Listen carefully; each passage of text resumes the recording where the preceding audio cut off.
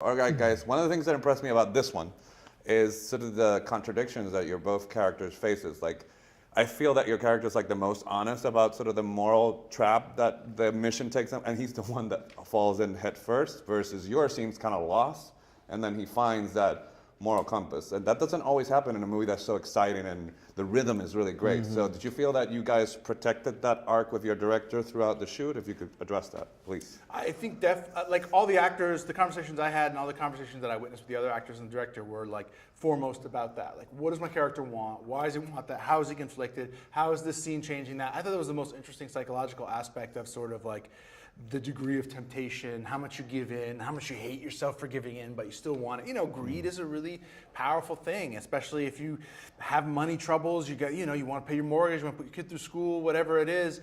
It's an incredibly potent allure, and I thought that kind of kept every day interesting. It wasn't just about showing up and shooting somebody or running across a field. It was about like the tortured internal dynamics of people in the face of temptation. Yeah, and definitely, I think you're absolutely right with these two characters. They kind of start on the opposite ends of the spectrum and then cross end up, each other. Yeah, crossing to the other side with it, and speaking to their worst demons and their better angels at the same time.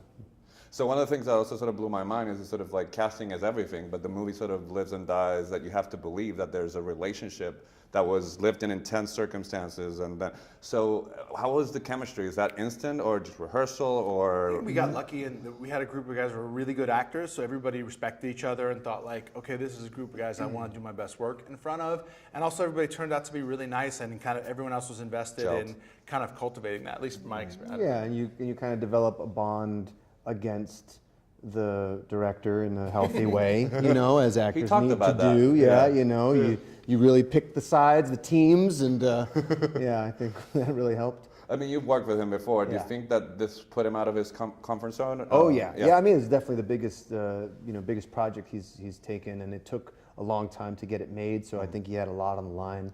And I think everything about it was a massive challenge for him. Yeah, there's something interesting too about taking people who are really good at a certain kind of movie, like in JC's case, like character studies, and then putting them in a slightly different genre and seeing how they approach it, rather than somebody who's done 10 action movies before and kind of has a way of doing it. So you had this kind of combination of styles and genres that made it kind of unique. Yeah, it creates tension, I think, within what you're seeing. Mm-hmm. So they're going to push the eject button. But favorite thing about being in Puerto Rico, because you've been there a couple of times. So. It's just so beautiful. I get to practice my Spanish. The people are magnificent. It's an incredible place. All right. Well, thank you, sir. Thanks so much. Nice talking to you.